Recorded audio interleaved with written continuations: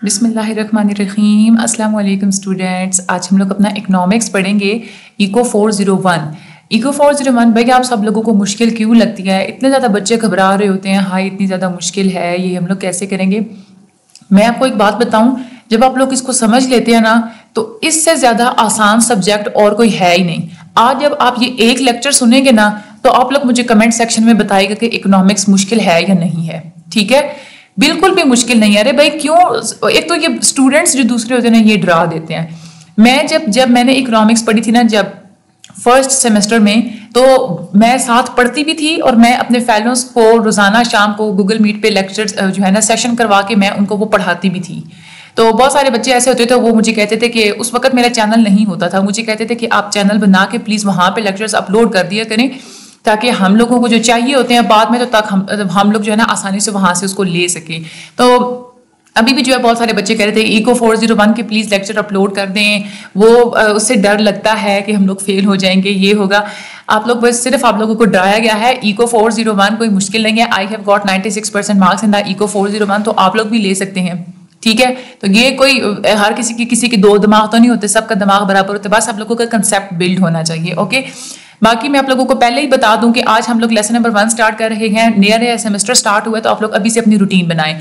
Routine बनाने के लिए रूटीन आप लोगों ने कैसे बनानी है, रोज आप लोगों ने कैसे स्टडी करना है, वो सब कुछ मैंने एक वीडियो में मैंने आप लोगों को बता दिया है।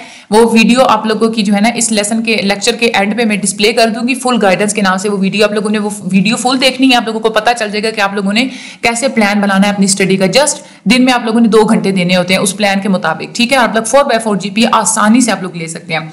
और इसके अलावा अगर आप लोग ट्यूशन ग्रुप्स अगर आप लोग ज्वाइन करना चाहते हैं तो डिस्क्रिप्शन में लिंक दिया गया है, आप लोग वो ट्यूशन ग्रुप ज्वाइन कर लें। डेली की बेस पे आप लोगों की रूटीन बताई जाती है, आप लोगों को बताया जाता है कि आप लोगों ने आज ये पढ़ना है, आज आप लोगों ने ये पढ़ना है, ये भी बताया जाता है कि कैसे कैसे पढ़ना है। क्विज है वो भी आप लोगों को बताए जाते हैं कि प्रिपरेशन आप लोगों ने कैसे करनी है। पेपर्स होते हैं तो वो बाकायदा बताया जाता है कि आप लोगों ने अब रिवीजन स्टार्ट करनी है, कैसे करनी है, कहाँ से करनी है, सारी की सारी स्ट्रेटजीज उस ग्रुप में बताई जाती हैं। फ्री है, कोई फीस नहीं है, कोई कुछ नहीं है। आप लोग चाहें तो आप लोग वो ग्रुप्स जो है वो ज्वाइन कर सकते हैं। तो हम लोग आज अपना जो है ना लेसन नंबर 1 पढ़ते हैं। इकोनॉमिक्स होती क्या है? इकोनॉमिक्स जो है ना ये कोई नेचुरल साइंस नहीं है। यानी कि नेचुरल साइंसेस होती है ना कि आप लोगों की इर्द गिर्द कुदरती जो चीजें पाई जाती हैं उसके आप लोग जो स्टडी करते हैं। केमिस्ट्री में आप लोग स्टडी करते हैं कि अल्लाह ताला की बनाई हुई जो चीजें हैं उनमें क्या फार्मूलाज होते हैं, वो ही आप लोग स्टडी करते हैं ना। बायोलॉजी भी ऐसी ही कि अल्लाह ताला ने जो नेचुरल चीजें बनाई हैं उनका क्या स्ट्रक्चर, क्या चीजें उसमें होती हैं, वो आप लोग सारा जो है वो स्टडी करते हैं। सोशल साइंसेज में आता ही आप लोगों की इकोनॉमिक्स। इकोनॉमिक्स जो होती है ना, जो सोशल साइंसेज होती हैं उसमें आप लोग लोगों को स्टडी करते हैं कि किसी सोसाइटी के अंदर लोग कैसे कनेक्ट हैं, सोसाइटी में उनका बिहेवियर कैसे है, क्या डिसीजंस लेते हैं, ये सारी चीजें आप लोगों की सोशल साइंसेज में आती हैं। तो इकोनॉमिक्स जो है ना ये भी आप लोगों की सोशल साइंसेज में आती है, क्योंकि इसमें जो है ना आप वेल्थ को स्टडी करते हैं। यूं समझ लें कि आप लोग अपनी पैसे को स्टडी कर रहे हैं फॉर एग्जाम्पल। ठीक है, ये पॉसिबल नहीं होता कि आप लोग लेबोरेटरी में कोई एक्सपेरिमेंट करें। अगर आप लोग ये जानना चाह रहे हैं ना कि इंसान डिसीजंस कैसे लेते हैं, तो आप लोग इसको लेबोरेटरी में एक्सपेरिमेंट करके तो नहीं ना आप लोग इसका पता चला सकते। तो इसके लिए आप लोगों ने इकोनॉमिक्स पढ़नी होती है। इकोनॉमिक्स होती क्या है? इकोनॉमिक्स होती है कि जब आप लोग स्टडी करते हैं ना कि लोग चीजें कैसे चीजें या सर्विसेज, ये आप लोगों ने बात याद रखनी है। इकोनॉमिक्स में हम लोग पढ़ते हैं, मेन हमारा कंसर्न होता है गुड्स और सर्विसेज। गुड्स जो चीजें आप बनाते हैं और सर्विसेज जो आप सर्विसेज प्रोवाइड करते हैं। फॉर एग्जांपल मैं अब आप लोगों को पढ़ा रही हूं तो मैं टीचिंग की सर्विस आप लोगों को प्रोवाइड कर रही हूं, तो ये होते हैं सर्विसेज। तो इकोनॉमिक्स आप लोगों की सारी इसी चीज के गिर्द घूमती है कि आप गुड्स और सर्विसेज कैसे बनाते हैं, कैसे डिस्ट्रीब्यूट करते हैं और कैसे आप उसको यूज करते हैं, उसको आप लोग कैसे कंज्यूम करते हैं। तो economics is the study of how we people, कैसे हम लोग खुद को इंगेज करते हैं गुड्स या सर्विसेज की प्रोडक्शन में, डिस्ट्रीब्यूशन में और कंजम्पशन में। ठीक है, डेफिनेशन अब आप लोगों को समझ आ गई, तो आप लोगों को पता चल गया ना कि हम लोगों ने क्या स्टडी करना है। यहां से आप लोगों को इकोनॉमिक्स थोड़ी इजी लगना स्टार्ट हो गई होगी। टर्म इकोनॉमिक्स जो है ये एक ग्रीक वर्ड है जिसका मतलब होता है आइकोस यानी कि हाउस। मैं साथ साथ इंशाल्लाह आप लोगों को सब कुछ बताती जाऊंगी कि कहां से एमसीक्यूज आता है, कहां से शॉर्ट क्वेश्चन कौन सा आता है, कहां से कौन सा लॉन्ग क्वेश्चन आता है। तो उसके हिसाब से फिर आप लोग साथ साथ उसको हाईलाइट की जो है ना वो करते जाइएगा। ठीक है, तो ग्रीक वर्ड होता है आइकोस मीनिंग हाउस, और नोमोस का मतलब होता है कस्टम एंड लॉ, यानी कि आप लोग अपने घर के अंदर किस तरह के कानून और आप लोग किस तरह से रिवाज होते हैं कि हम लोग, यानी कि आप लोगों के घर के अंदर जितने भी रूल्स और कवानीन होते हैं ना, एक आप बना लेते हैं हमने ये चीज खरीदनी है, हाँ ये चीज महंगी है तो अब हमने ये नहीं खरीदनी, इसके बदले में एक नई कंपनी ने ये चीज बनाई हम लोगों ने वो खरीदनी है, ये चीज ऐसे डिस्ट्रीब्यूट होकर आ रही है, इस चीज की सप्लाई कम है, इस चीज की सप्लाई, ये सारी चीजें जो होती है ना, ये आप लोग सारी इसी इकोनॉमिक्स में आप लोग स्टडी करते हैं। अच्छा, इसमें आप लोगों का एक ही एमसीक्यू आता है कि economics is not a natural science. Economics क्या है? आप लोगों की सोशल साइंस होती है। Economics is a social science, ये आप लोगों के एमसीक्यूज में लाजमी आता है, ठीक है। डेफिनेशन आप लोग ने अच्छे तरीके से याद करनी है। ग्रीक वर्ड्स वाले भी आप लोगों को आता है कि इसका क्या मतलब होता है इकोनॉमिक्स का, तो that is the rules of house hold, ठीक है। एक और डेफिनेशन अगर हम लोग पढ़ते हैं कि ये एक ऐसी साइंस है जिसमें आप लोग इंसानों की बिहेवियर को स्टडी करते हैं कि इंसान जब कोई चीज कम हो जाती है तो वो उन चीजों को जो है ना मीट करने के लिए, अपनी उन जरूरियात को पूरा करने के लिए कैसे दूसरी चीजों को यूज करता है। ऐसे आप लोग करते हैं ना सोसाइटी में, कोई चीज अगर कम हो गई है तो आप लोग उसके बदले में कोई और चीज यूज कर लेंगे। कंपनी ने कोई चीज बनाना छोड़ दी है तो आप लोग दूसरी कंपनी की सेम वही प्रोडक्ट ले लेंगे। तो ये आप लोगों का एक इंसानों का जो बिहेवियर होता है इस तरह का, वो उसकी स्टडी को हम लोग जो है ना वो साइंस कहते हैं। ये एक ऐसी साइंस है जिसको हम लोग इकोनॉमिक्स कहते हैं। अच्छा, इकोनॉमिक्स की दो ब्रांचेस होती हैं, एक होती है आप लोगों की नॉर्मेटिव इकोनॉमिक्स और एक होती है आप लोगों की positive economics. This is a very important, क्योंकि ये आप लोगों के लॉन्ग में पूछते हैं कि difference between the normative economics and the positive economics, और कभी कभार आप लोगों से शॉर्ट में से कोई एक वो पूछ लेते हैं। ज्यादातर नॉर्मेटिव इकोनॉमिक्स तो वो ज्यादातर आता है, इसमें से 80% चांसेस होते हैं नॉर्मेटिव इकोनॉमिक्स जो आप लोगों के पेपर में आता है, और पॉजिटिव इकोनॉमिक्स जो है ना ये भी जो है ना वो आ जाता है। तो आप लोगों ने दोनों का फर्क जो है ना आप लोगों ने जहन में रखना है। तो मैं आप लोगों को ये टॉपिक इस तरीके से पढ़ाती हूँ कि आप लोगों को साथ साथ ना इसका डिफरेंस भी पता चलता जाए। अच्छा, नॉर्मेटिव इकोनॉमिक्स क्या होती है? आप लोगों की इकोनॉमिक्स की वो ब्रांच जिसमें आप लोग सिर्फ जजमेंट्स जो है ना आप लोग जज करते हैं, चीजों को, मसलों को आप लोग जज करते हैं और आप लोग कहते हैं कि हमारी सोसाइटी में ये काम होना चाहिए। आप लोग कहते हैं कि कोई भी ये वाला कोई फलां मकसद हासिल करने के लिए, कोई फलां जो है ना ख्वाहिश पूरी करने के लिए हमें इस पॉलिसी के मुताबिक काम करना चाहिए। तो ये आप लोगों की नॉर्मेटिव इकोनॉमिक्स होती है। इसमें आप लोगों की मईशत से रिलेटेड जितने भी मसले होते हैं ना, वो जो आप लोग उसके बारे में पॉलिसीज बनाना सीखते हैं, वो आप लोग इसी ब्रांच को पढ़ के आप लोग बनाना सीखते हैं कि ये फलां जगह पे मसला है तो पॉलिसी क्या बनानी है, क्या करना चाहिए, ठीक है। ये आप लोगों की नॉर्मेटिव इकोनॉमिक्स होती है जिसमें आप एडवाइस देते हैं, ठीक है। पॉजिटिव इकोनॉमिक्स क्या होती है अगर हम लोग देखें तो इसमें जस्ट आप लोग अपनी इकोनॉमी में ना एक तज्जिया करते हैं फैक्ट्स का, हकीकतों का, बिहेवियर्स का, कि चीजें कैसे चल रही हैं। यानी कि आप लोग इसमें जस्ट एक स्टेटमेंट बनाते हैं कि हमारी इकोनॉमी हमें ये चीज चल रही है। इसमें आप लोग कोई पॉलिसी नहीं बताते, आप जस्ट मसले की निशानदेही कर देते हैं कि चीजें क्या हैं, ठीक है। तो ये आप लोगों की जो है ना वो पॉजिटिव इकोनॉमिक्स हो जाती है। नॉर्मेटिव इकोनॉमिक्स होता है, नॉर्मेटिव इकोनॉमिक्स में आप लोग जो है ना, अगर आप लोगों की ख्वाहिश होती है ना कि हमारी इकोनॉमी में इस तरह के जो एक्सपेक्ट्स हैं, ये जो पहलू हैं, इनको इस तरह से नजर आना चाहिए, तो आप उन ख्वाहिश को पूरा करने के लिए अपनी मुख्तलिफ किस्म की इकोनॉमिक पॉलिसीज बना लेते हैं। तो नॉर्मेटिव इकोनॉमिक्स जो होती है उसमें आप लोग कह सकते हैं कि ये एक आप लोगों के ओपिनियन का स्टेटमेंट होता है, आप लोगों की एक नजरिया होता है कि ये चीज ऐसे होनी चाहिए, और ये जो है ना आप लोग इसको सही या गलत साबित नहीं कर सकते। कोई अगर नजरिया देता है कि ये चीज ऐसे होनी चाहिए तो आप लोग उसको गलत प्रूव नहीं कर सकते, ठीक है। आप लोग क्योंकि देखिए ना, आप लोग जब उसके ऊपर काम करेंगे तो तभी आप लोगों को पता चलेगा कि ये जो काम है, ये जो मैंने बात की थी, ये ठीक की थी, ये प्रूव हो गई है या गलत है, ठीक है।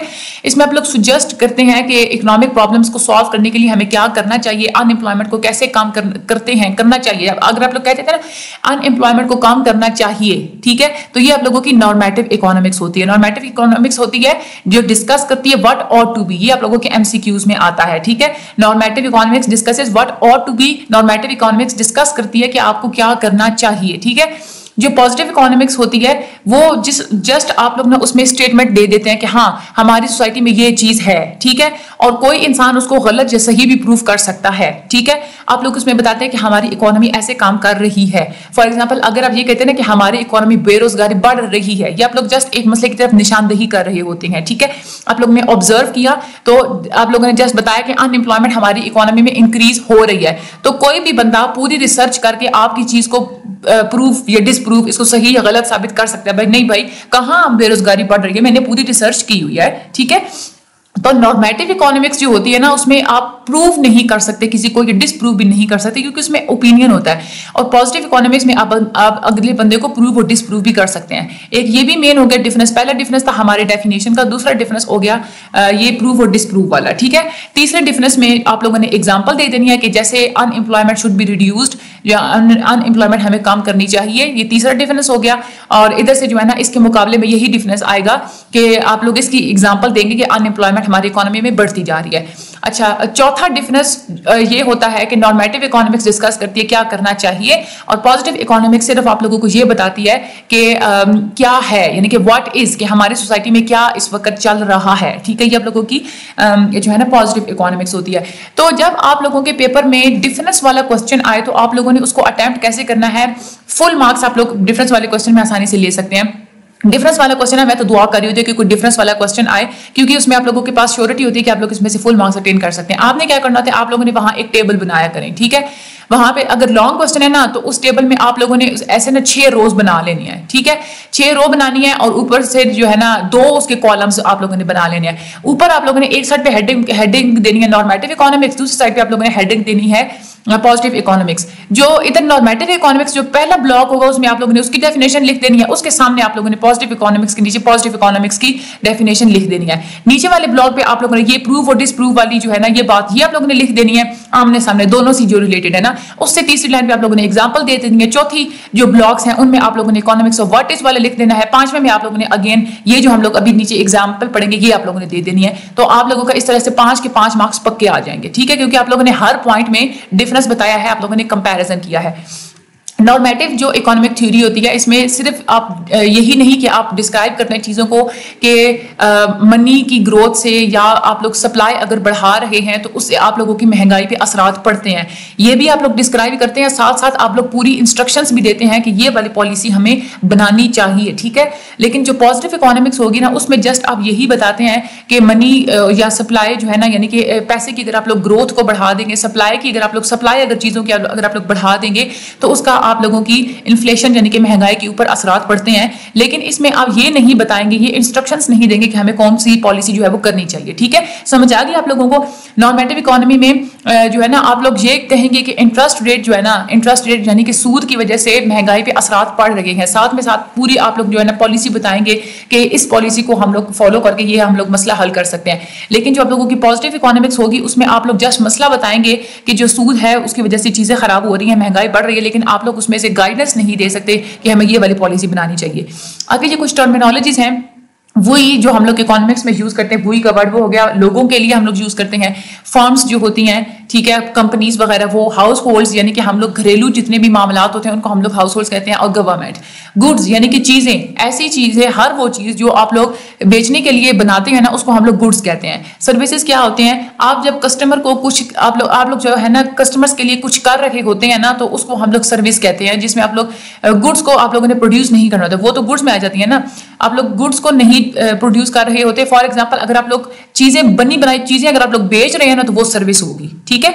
अच्छा, फैक्टर्स ऑफ प्रोडक्शन क्या होते हैं, these are also very important, ये आप लोगों के लॉन्ग में भी आते हैं, ठीक है। फैक्टर्स ऑफ प्रोडक्शन होते हैं कि किसी चीज को प्रोड्यूस करने के लिए पहले जो आप लोगों को चीजों की जरूरत होती है ना, जो इनपुट्स की जरूरत होती है, वो आप लोगों के फैक्टर्स ऑफ प्रोडक्शन होते हैं, ठीक है। फॉर एग्जांपल अगर आप लोगों ने कपड़े सिलाई करने हैं तो आप लोगों को मशीन चाहिए, आप लोगों को कपड़ा चाहिए, आप लोगों को धागा चाहिए, और जो मुख्तलिफ जो चीजें होती हैं वो आप लोगों को चाहिए। तो वो आप लोगों के जो चीजें चाहिए होती है ना किसी चीज को बनाने के लिए, वो आप लोगों के फैक्टर्स ऑफ प्रोडक्शन होते हैं। ये वो रिसोर्सेज होते हैं जो आप लोग किसी गुड्स को या सर्विसेज को प्रोड्यूस करने के लिए जो आप लोगों को जरूरत होती है। इनकी कौन कौन से फैक्टर्स ऑफ प्रोडक्शन होते हैं, आप लोग देखिए, कोई भी चीज अगर आप लोगों ने बनानी होती है ना, उसमें पहली चीज आप लोगों को चाहिए होती है जमीन। फॉर एग्जांपल अगर आप लोगों ने चीजें उगानी है, ठीक है, उसके लिए आप लोगों को जमीन चाहिए। इंडस्ट्री आप लोगों ने लगानी है, उसके लिए भी आप लोगों को जमीन चाहिए। और जो मुख्तलिफ जो नेचुरल रिसोर्सेज होते हैं जो आप लोग जमीन के ऊपर से या आप लोग नीचे से निकालते हैं, वो सारे आप लोगों के लैंड में ही आते हैं। फॉर एग्जाम्पल आप लोगों को कोयला चाहिए, वो आप लोग जमीन के नीचे से निकालेंगे। आप लोगों को लकड़ी चाहिए, जमीन के ऊपर से आप लोग वो लेते हैं, ये भी आप लोगों की सारी वो लैंड में आएगा। कैपिटल क्या होता है, कैपिटल वो चीजें होती हैं जो प्रोड्यूसर्स यूज करते हैं ना चीजों को बनाने के लिए, जैसे मशीन्स होते हैं, बड़े बड़े प्लांट्स लगाए हुए होते हैं, वो आप लोगों के कैपिटल में आते हैं, यानी कि चीजों को प्रोड्यूस करने के लिए जो ड्यूरेबल यानी कि प्रोड्यूसर जो होता है ना, जो चीज को बनाने वाला होता है, वो ड्यूरेबल गुड्स जो यूज करता है, ठीक है, उसको आप लोग कैपिटल कहते हैं। ड्यूरेबल गुड्स यानी कि ये ऐसी होती है जो खराब भी हो सकती है, मशीनें खराब हो सकती हैं, आप लोगों के प्लांट्स खराब हो सकते हैं, यानी कि इस तरह की जो चीजें होती है ना वो आप लोग कैपिटल में आती हैं। लेबर क्या होती है? लेबर का मतलब होता है इंसान की जो अपनी ताकत होती है ना, जो आप लोगों को प्रोडक्शन के प्रोसेस में मैन पावर चाहिए होती है, इंसानी ताकत चाहिए होती है, वो आप लोगों की सारी लेबर में आ जाती है, यानी कि मजदूर जो होते हैं वो। उसके बाद आप लोगों को चौथी चीज जो चाहिए होती है एंटरप्रीनियरशिप, ठीक है, यानी कि आपके अंदर चीजों को मैनेज करने की एबिलिटी भी होनी चाहिए। ये तो नहीं है ना आप लोगों ने लैंड भी ले ली, कैपिटल भी लगा लिया, लेबर्स भी हायर कर लिए, लेकिन चीजों को मैनेज करना आता ही नहीं है, तो आप लोग क्या करेंगे फिर? ठीक है, तो ऑर्गेनाइजेशन चलाने के लिए आप लोगों को चीजों को मैनेज करने की एबिलिटी आपके अंदर होनी चाहिए। एंटरप्रीनियर्स कोई भी हो सकते हैं, जो ऑनर्स होते हैं, ठीक है, या फर्म्स जो होती है, कंपनीज को मैनेज करने वाले जो मैनेजर्स होते हैं, वो सारे एंटरप्रीनियरशिप में आ जाते हैं। तो ये आप लोगों के 4 फैक्टर्स होते हैं, तभी आप लोग कोई चीज बना सकते हैं। अच्छा, आगे हम लोग देखते हैं स्कार्सिटी और राशनिंग क्या होती है। स्कार्सिटी क्या होती है? हम लोग स्कैसिटी का वैसे जो है ना एग्जैक्ट मीनिंग जो हम लोग लेते हैं वो कहते हैं उसका मतलब होता है किल्लत, यानी कि चीज कम है। नहीं, ऐसा नहीं होता। सिर्फ हम लोग स्कैसिटी ये नहीं कहते कि चीज कम है, ठीक है, बल्कि ये बात नहीं होती, चीज कम नहीं होती, इंसान की ख्वाहिशात उससे ज्यादा होती हैं। यानी कि जो रिसोर्सेज होती है ना उससे ज्यादा डिमांड ज्यादा होती है और रिसोर्सेज हमारे पास कम होते हैं। यानी कि चीज तो है हमारे पास, ये नहीं कि चीज कम हो गई है, नहीं, चीज तो वहीं की वहीं खड़ी है, लोगों की डिमांड बढ़ गई है जिसकी वजह से चीजें कम पड़ रही है। ये होती है आप लोगों की स्कैर्सिटी। ये एक ऐसी कंडीशन होती है कि जब से इंसान मर्ज़ वजूद में आया है ना, तब से लेके अब तक उसकी जो है ना unwanted unlimited wants and need, आप लोगों की ख्वाहिशात की कोई लिमिट नहीं होती, अनलिमिटेड होती हैं। लेकिन जो चीजें मौजूद होती हैं, जो रिसोर्सेज हैं, वो तो लिमिटेड हैं, ठीक है। तो आप जब लिमिटेड चीज को अनलिमिटेड चीज के लिए इस्तेमाल करते हैं तो जाहिर सी बात है फिर वो कम तो हो जाएगी ना। हम लोग दूसरी चीज में हम लोग ये भी कह सकते हैं कि हम लोग जो है ना हर वो चीज हासिल करना चाह रहे होते हैं जो हमारे लिए पॉसिबल भी नहीं होती, ठीक है। हम लोग हर चीज हासिल नहीं कर सकते, ये आप लोगों को हमेशा बात माइंड में रखनी चाहिए। तो स्कैर्सिटी मेन जो है ना वो यही होती है कि रिसोर्सेज जो होते हैं ना उससे जब आप लोगों की डिमांड यानी कि सप्लाई से ज्यादा आप लोगों की डिमांड एक्सीड कर जाती है, आप लोगों की रिसोर्सेज आपकी डिमांड को पूरा नहीं कर पाते, तो उसकी वजह से वो हम लोग कहते हैं कि स्कैर्सिटी है। राशनिंग क्या होता है? राशनिंग एक ऐसा प्रोसेस होता है, राशनिंग का यूं समझ लें कि सोच समझ के फैसला करना, ठीक है, वो आप लोगों की राशनिंग होती है। राशनिंग एक ऐसा प्रोसेस होता है जब किसी चीज की सप्लाई कम हो जाती है ना, जब कोई चीज आप लोगों की इकोनॉमी में कम हो जाती है तो आप क्या करते हैं, आप लोग फिर मुख्तलिफ डिसीजंस लेते हैं, या आप ये कहते हैं कि आप लोग उसकी जो इस्तेमाल होता है ना उस चीज का वो आप कम कर देते हैं, ठीक है, या आप लोग ये कहते हैं राशनिंग ये भी होती है कि आप लोग उस चीज को छोड़ के उसकी जगह पे अगर कोई और चीज यूज हो सकती है तो आप लोग फिर वो यूज करना स्टार्ट कर देते हैं। तो that is a rationing. For example अगर आप लोगों की मुल्क में फॉर एग्जांपल चीनी कम पड़ जाती है लेकिन गुड़ है तो ठीक आप चीनी को छोड़ के गुड़ इस्तेमाल कर लेंगे, तो ये राशनिंग होती है, यानी कि सोच समझ के एक अच्छा फैसला करना वो राशनिंग होती है, ठीक है। ये भी होती है कि कोई चीज जब लिमिटेड हो जाती है ना, कोई भी चीज कमोडिटी कोई भी चीज जब लिमिटेड हो जाती है, कम हो जाती है, तो आप लोगों को उसको ना किसी स्टैंडर्ड किसी क्राइटेरिया बना के उस क्राइटेरिया के ऊपर आप लोग उसको डिस्ट्रीब्यूट करते हैं। फॉर एग्जांपल हमारी सोसाइटी में अब क्या होता है, हमारी सोसाइटी में कमोडिटी अगर कम हो जाती है ना तो क्राइटेरिया ये बनाया जाता है कि प्राइस बढ़ा दो, चीज को महंगा कर दो। तो जब चीज कम होती है तो चीज को वो महंगा कर देते हैं। इसके 2 फैक्टर्स होते हैं, इसके 2 फायदे होते हैं।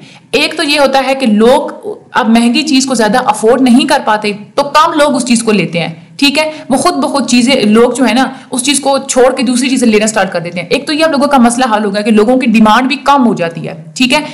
दूसरा फायदा ये भी होता है कि जो चीज कम होती है ना उसकी वजह से आप जब उसको महंगा करते हैं तो आपके पास ज्यादा पैसे आते हैं, यानी कि जो फर्म्स होती हैं वो चीज को जब महंगा करती हैं तो उनके पास फिर पैसे ज्यादा आते हैं। जब पैसे ज्यादा आते हैं ना तो वो उन पैसों को दोबारा से वो चीज ज्यादा बनाने में इस्तेमाल करते हैं, जिसकी वजह से हमारी चीज जो पहले कम थी वो दोबारा से कंपनसेट हो जाती है। तो ये क्राइटेरिया जो आप लोग बनाते हैं चीजों को सॉल्व करने का, ये आप लोगों का राशनिंग में आता है। 2 मेथड होते हैं राशनिंग के, एक मार्केट्स में भी, यानी कि जो मार्केट्स होती है वो खुद चीजों को महंगा कर देती है, गवर्नमेंट भी राशनिंग करती है, जैसे टैक्स वगैरह लगा देती है चीजों के ऊपर। राशनिंग क्यों हम लोग करते हैं? क्योंकि जब हमें किल्लत का सामना करना पड़ता है तो हम लोग राशनिंग करते हैं, क्योंकि हमारी जो ख्वाहिशात होती हैं वो अनलिमिटेड होती है, रिसोर्सेज लिमिटेड होते हैं। तो जो चीजें आप लोगों के पास जो है ना वो कमोडिटीज आप लोगों के पास जो अवेलेबल होती हैं आप लोग उनको सोच समझ के यूज करें, ठीक है। आगे हम लोग इकोनॉमिक सिस्टम की बात करें तो 3 तरह के इकोनॉमिक सिस्टम्स होते हैं, ये these are also very important.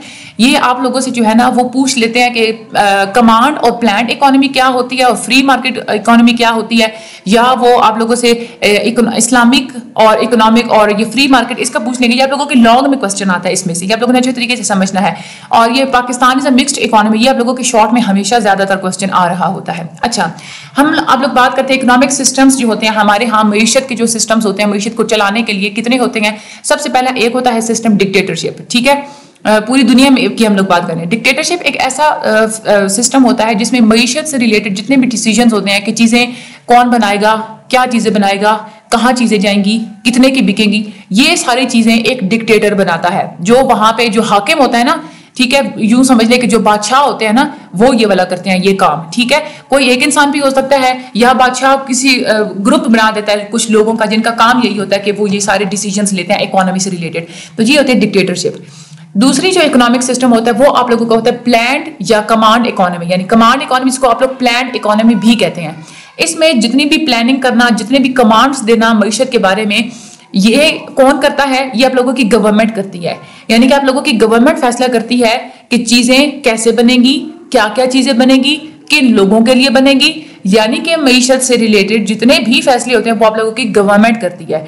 ये जो वजीर खजाना जो हमारी गवर्नमेंट का होता है ना, ये इसी प्लान और इसी इकोनॉमी के अंदर ये आते हैं। जो प्लान इकोनॉमी होती है उसमें क्या होता है कि एक वो प्लानिंग कमेटी बना देते हैं, जैसे वजीर खजाना हो गया, जो गवर्नमेंट या वैसे जो होते हैं ना कुछ और ग्रुप्स, वो जो है ना एक प्लानिंग कमेटी बनाते हैं। जो प्लानिंग कमेटी फिर क्या करती है, वो सारे उस चीजों का और सर्विसेज का आउटपुट वगैरह के बारे में जो है ना वो सारे फैसले वगैरह लेती है, ठीक है। चीजों को कहाँ से महंगा करना है, कहाँ से सस्ता करना है, ये सारी चीजें वो करते हैं। फिर जो है ना वो जो प्लानिंग कमेटी होती है वही डिसाइड करती है कि आप लोगों की इकोनॉमी में जितने भी रिसोर्सेज हैं उसका ऑप्टिमल मिक्स क्या होगा। ऑप्टिमल मिक्स का मतलब होता है कि हम लोग आप लोगों के पास जितने रिसोर्सेज होते हैं ना उनसे ज्यादा कितनी चीजें बन सकती हैं, ये होते हैं आप लोगों का ऑप्टिमल मिक्स, ठीक है। तो ऑप्टिमल मिक्स के बारे में भी डिसाइड करती है आप लोगों की प्लानिंग कमेटी। वो ये भी डिसाइड करते हैं कि जो फैक्टर्स ऑफ प्रोडक्शन होते हैं ना, हम लोग उसको कैसे हम लोगों ने उसको यूज करना है ताकि हम लोग ऑप्टिमल मिक्स अटेन कर सके। क्योंकि आप लोगों को पता होता है कि हमारे पास इतने रिसोर्सेज हैं तो ज्यादा से ज्यादा इतनी ही चीजें बनेंगी। तो कम अगर चीजें बनेगी तो आप लोग जो है ना वो लेबर भी आप लोग कम ही एम्प्लॉयड करेंगे। अगर ज्यादा चीजें अगर आप लोगों को लगता है कि बनेंगी तो आप लोग लेबर ज्यादा एम्प्लॉयड करेंगे। तो ये जो फैक्टर्स ऑफ प्रोडक्शन की बेस पे आप लोग डिसाइड करते हैं कि आप लोगों को कितनी जो है ना वो एम्प्लॉयमेंट करनी पड़ेगी ऑप्टिमल मिक्स हासिल करने के लिए। आगे हम लोग चलते हैं फ्री मार्केट और कैपिटलिस्ट इकोनॉमी क्या होती है। फ्री मार्केट या इसी को हम लोग कैपिटलिस्ट इकोनॉमी कहते हैं। ये एक ऐसा सिस्टम होता है कि जिसमें जो सारे सवाल होते हैं ना कि क्या बनेगा, क्या चीज बनानी है, कैसे बनानी है, किन के लिए बनानी है, कैसे डिस्ट्रीब्यूट करनी है, ये सारी की सारी चीजें डिसाइड करती है डिमांड और सप्लाई, ठीक है। यानी कि आप लोगों की मार्केट के अंदर अगर डिमांड चीजों की ज्यादा है ना तो आप लोग क्या करेंगे, आप लोगों को पता चल जाएगा कि हम लोगों ने क्या प्रोड्यूस करना है जिस चीज की डिमांड ज्यादा है, ठीक है। अगर आप लोगों की किसी चीज के बारे में अब सप्लाई ज्यादा हो गई थी, आप लोगों की मार्केट में चीज ज्यादा है लेकिन वो बिक नहीं रही, तो आप लोग उस बेस में अंदाजा जो है वो आप लोग लेंगे कि अब मैंने ये चीज प्रोड्यूस नहीं करनी। जिस चीज की डिमांड ज्यादा होगी मैंने वो चीज प्रोड्यूस करनी है। जिस चीज की सप्लाई जो है वो बहुत ज्यादा पहले हो गई थी तो मैंने उस चीज की काम करनी है। कैसे प्रोड्यूस करना है कि मैंने चीजों को महंगा करके पैसे कमा के प्रोड्यूस करना है, किन लोगों के लिए प्रोड्यूस करना है, किन लोगों को क्या चीज चाहिए, जो चीज चाहिए मैंने वही प्रोड्यूस करना है। तो ये आप लोग डिमांड और सप्लाई की बेसिस पे आप लोग सारा जो डिसीजन आप लोगों की इकोनॉमी के अंदर होता है वो आप लोगों की फ्री मार्केट होती है, आप लोगों की कैपिटलिस्ट इकोनॉमी होती है, ठीक है। ये इस इकोनॉमी में सब कुछ जो है ना आप लोगों की मार्केट प्राइस यानी कि मार्केट में चीजों की जो कीमत होती है ना उससे आप लोग अंदाजा लगाते हैं कि हमने क्या चीज जो है ना वो प्रोड्यूस करनी है। हर चीज का आप लोग अंदाजा लगाते हैं। अगर कोई चीज महंगी हो जाती है ना अगर मार्केट के अंदर तो फिर आप लोग क्या करते हैं, आप लोग कहते हैं हाँ चीज महंगी है मैंने यही चीज प्रोड्यूस करनी है क्योंकि मुझे फायदा ज्यादा होगा, ठीक है। फिर आप लोग ये भी रिलेशन देखते हैं कि अभी ये फलां चीज जो मैंने बनाई है इसकी मार्केट प्राइस जो चल रही है मार्केट में, जो इसकी जो प्राइस है वो कितनी है और इस चीज को बनाने में मेरी अपनी लागत कितनी आएगी। आप लोग फिर वो रिलेशनशिप देखते हैं कि अगर मार्केट प्राइस ज्यादा है और आप लोगों की अपनी कॉस्ट कम आएगी तो फिर आप वो चीज बनाएंगे। लेकिन मार्केट प्राइस जो है अगर वो कम है, आप लोगों का खर्चा ज्यादा होगा, फिर आप लोग वो चीज नहीं बनाएंगे। तो पूरी मार्केट प्राइस के ऊपर ही आप लोग डिसाइड करते हैं क्या बनाना है, कैसे बनाना है। जो फ्री इकोनॉमी होती है इसमें सिर्फ गुड्स और सर्विसेज आप लोग वही प्रोड्यूस करते हैं जिसकी मार्केट के अंदर जो प्राइस होती है वो कम से कम आप लोगों की चीज को बनाने की जो यानी कि कॉस्ट होती है ना, प्रोड्यूस करने की जो कॉस्ट होती है ना उसके इक्वल हो, या यानी कि मार्केट प्राइस और आपका जितना खर्चा आए चीज को बनाने में वो दोनों इक्वल हो, ठीक है। और या फिर जो मार्केट प्राइस है वो ज्यादा हो आपकी कॉस्ट प्राइस से, चीज को बनाने की प्राइस से, तभी आप लोग वो चीज बनाएंगे, ठीक है। जब आप लोगों की प्राइस ज्यादा होती है कॉस्ट से तो फिर आप लोगों की गुड्स और सर्विसेज जो है ना वो छा जाती हैं, ठीक है, क्योंकि आप लोगों को पता होता है कि चीज जो है ना वो मेरी महंगी बिक रही है, मेरा अपना खर्चा कम आ रहा है, और लेकिन इसकी प्राइस ज्यादा है, तो आप लोग क्या करते हैं, प्रोड्यूसर्स जो होते हैं ना, जो प्रोडक्शन जो चीजें बना रहे होते हैं वो चीज को प्रोडक्शन को बढ़ा देते हैं, क्योंकि वो कहते हैं चीज महंगी है, फायदा मुझे ज्यादा आ जाएगा। अब जब वो चीज को बढ़ा देते हैं ना तो चीज ज्यादा हो जाती है, जब वो ज्यादा हो गई है तो फिर क्या होता है, उसकी कीमत गिर जाती है, ठीक है। यानी कि आप लोगों ने कोई चीज पहले जो है ना डिमांड महंगी थी, आप लोगों ने चीज ज्यादा बनाई, अब मार्केट में चीज ज्यादा हो रही है, आप लोगों की चीज बिक नहीं रही, ठीक है। आप लोगों की चीज जब नहीं बिकेगी तो आप लोग ये देखेंगे कि मैं क्या करूं कि लोग मेरी चीज खरीदना शुरू कर दें, आप लोग उस चीज को सस्ती कर देंगे, यानी कि जो उस प्रोडक्ट की जो प्राइस है ना वो गिर जाएगी, आप लोग उसको इतना सस्ता कर देंगे कि उसकी जो है ना जितना आप लोगों को उस चीज को बनाने में खर्चा आ रहा था ना उसकी प्राइस उससे भी गिर जाएगी, जिसकी वजह से आप लोगों को नुकसान हो रहा होगा। आप लोग फिर क्या करेंगे, वो चीज बनाना ही खत्म कर देंगे, और यानी कि आप लोगों की जो सप्लाई है ना वो कम हो जाएगी। तो ये आप लोगों का पूरा एक प्रोसीजर होता है कि आप लोगों की फ्री मार्केट के अंदर कैसे कैसे चीजें हो रही होती हैं। ये बहुत ज्यादा इंटरेस्टिंग ये प्रोसीजर है, जरा समझ के बस आप लोगों ने पढ़ना होता है। आगे हम लोग बात करते हैं इस्लामिक इकोनॉमिक सिस्टम की। ये सिस्टम बेस करता है आप लोगों की इस्लामिक वैल्यूज के ऊपर, आप लोगों के जो इस्लामी रूल होते हैं ना, यानी कि इस्लाम के ऊपर आप लोग पूरा इकोनॉमिक सिस्टम बनाते हैं, ज़कात लेना है, उशर ज़कात देना, उशर अदा करना, ये सारी चीजें। इस्लाम आप लोगों को कहता है कि सूद ना ही आप लोगों ने लेना है ना ही आप लोगों ने देना है। आजकल के जो मॉडर्न जो इकोनॉमिक्स है वो भी यही कहते हैं कि सूद जो है ना वो नहीं होना चाहिए। इस्लाम के जो इकोनॉमिक प्रिंसिपल्स हैं अगर हम लोग उसको फॉलो करें ना, उसको फॉलो करके हम लोग बहुत ज्यादा अपनी इकोनॉमी को हम लोग बेहतर बना सकते हैं। आजकल ये है ना कि दौलत सिर्फ अमीरों के हाथ में जमा होकर रह जाती है, तो वो चीज फिर नहीं रहती है अगर हम लोग इस्लामिक प्रिंसिपल्स में बात करें, क्योंकि वो दौलत फिर दूसरे गरीबों तक भी सर्कुलेट होना शुरू हो जाती है, दौलत डिस्ट्रीब्यूट ज्यादा होती है। आप लोगों के इस्लाम के कितने प्रिंसिपल्स होते हैं कि ज़कात और सदकात वगैरह देना, ठीक है। और इसके अलावा आप लोगों के इस्लाम के अंदर जो कानून है, लॉ ऑफ इनहेरिटेंस, यानी कि विरासत से मुतल्लिक जो कानून है कि कैसी आप लोगों की प्रॉपर्टी के हिस्से होने चाहिए, और आप लोगों के अपने जो रिश्तेदारों में कैसे उनके दरमियान जो है आप लोगों ने शेयर्स को कैसे देना है, ठीक है। और तीसरा जो ये है कि सूद से आप लोगों को मना किया गया है।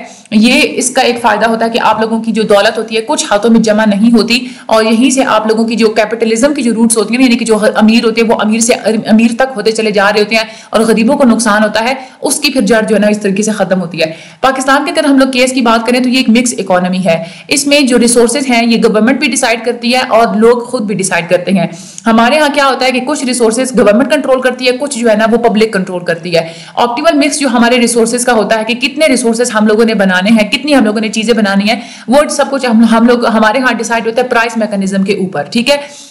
यानी कि सप्लाई और डिमांड वाले जो सारा चक्कर होता है ना, जो हम लोग पहले ऊपर पढ़ चुके हैं, वही होता है। पाकिस्तान की इकोनॉमी जो है इसमें कैरेक्टरिस्टिक्स दोनों के आते हैं, प्लान्ड इकोनॉमी के भी आते हैं और फ्री मार्केट इकोनॉमी के भी आते हैं।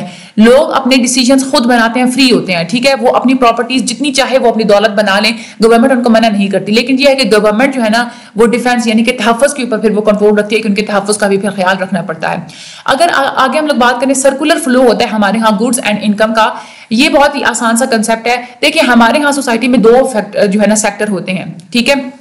एक होता है हाउस होल्ड सेक्टर, यानी कि जो हम लोग होते हैं, और दूसरा होता है बिजनेस सेक्टर, यानी कि जो कंपनियां जो चीजें बना रही होती हैं। अब जो हम लोग होते हैं यानी कि जो हाउस होल्ड होते हैं ना, इनको क्या चीजें चाहिए होती हैं, इनको चाहिए होती हैं चीजें और सर्विसेज। और ये चीजें और सर्विसेज हमें कौन देता है, हमें वो कंपनीज यानी कि जो फर्म्स है ना वो देती हैं। इस तरह से हमारी इकोनॉमी के अंदर एक्सचेंज होता है। अगर हम लोग पैसे के हिसाब से अगर हम लोग बात करें ना, तो फर्म्स क्या करती हैं, हमें देती हैं चीजें और सर्विसेज, हमें देती हैं पैसे के लिए, क्योंकि हम उनको फिर उसके बदले में पैसा देते हैं।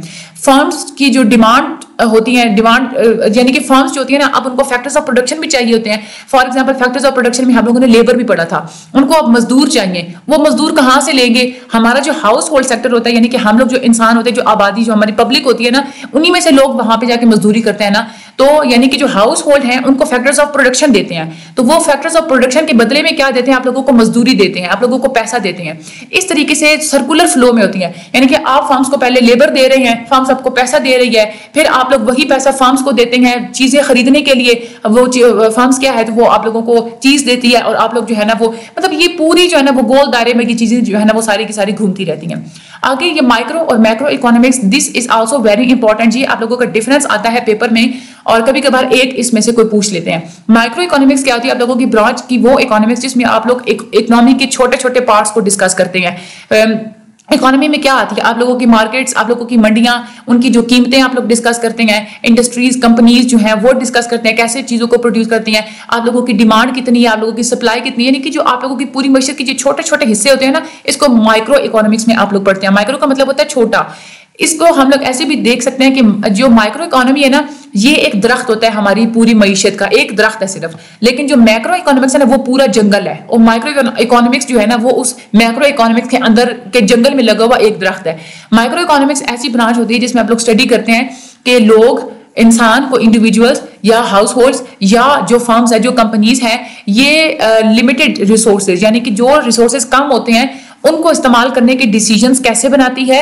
मार्केट्स में जो चीजें बिक रही होती हैं, सर्विसेज जो बिक रही होती हैं, उनकी खरीदो फरोख्त वगैरह कैसे होती है, ये सब कुछ आप लोग माइक्रो इकोनॉमिक्स में स्टडी करते हैं। इसमें आप लोग ये भी एग्जामिन करते हैं कि आप लोगों के डिसीजंस, आप लोगों के फैसले, आप लोगों के जो बिहेवियर्स कैसे सप्लाई और डिमांड को अफेक्ट करते हैं, और कौन कौन सी ऐसी चीजें हैं जिसकी वजह से प्राइस जो है वो कभी बढ़ जाती है, कभी कम हो जाती है।